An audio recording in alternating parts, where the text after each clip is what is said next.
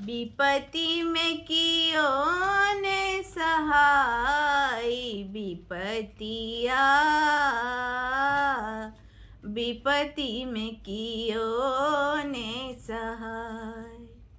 पहिला विपत्ति पड़ल राजा हरिश्चंद्र जी के। पहिला विपत्ति पड़ल राजा हरिश्चंद्र जी के। डोमक हाथ बिक जाय विपत्तिया। विपत्ति में कियो ने सहाय।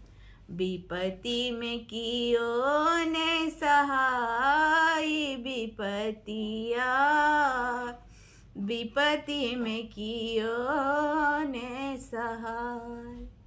दोसर विपत्ति पड़ले पांचों पांडव केरा।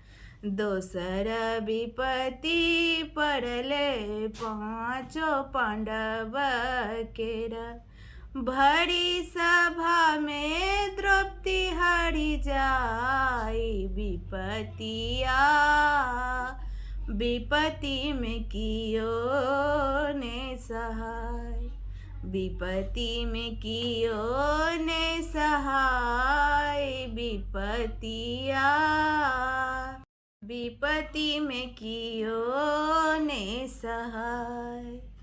तीसर विपत्ति पड़ल राम लखन जी के।